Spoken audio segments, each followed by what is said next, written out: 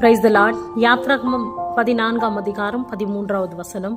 இன்று நீங்கள் காண்கிற எகிப்தியனை இனி என்றைக்கும் காண மாட்டீர்கள் என்ற வேத வசனத்தின்படி இன்றைக்கு உங்கள் வாழ்க்கையிலே போராட்டங்கள், கண்ணீர்கள், வியாதிகள், உபத்திரங்கள், மாந்திரிகங்கள், சத்ருவின் கிரைகள் என்று அநேக காரியங்களை இன்றைக்கு கண்டு வேதனைப்பட்டு கொண்டிருக்கலாம். இன்றைக்கு ஆண்டவர் எல்லா எகிப்தின் ஆவிகளை நிர்மூலமாக்கி உங்களை விடுதலையாக்க அவர் வல்லவையா இருக்கிறார்.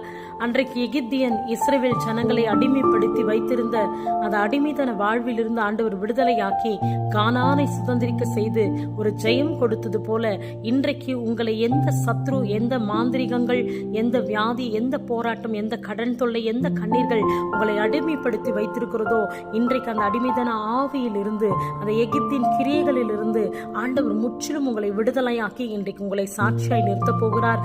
நீங்கள் விசுவாசத்தோடு கர்த்தரை நோக்கி ஜெபியுங்கள். உங்கள் முகம் பிரகாசிக்கும்படியாய் கர்த்தர் விடுவித்து உங்களை ஆசீர்வதிப்பார். ஆமென்.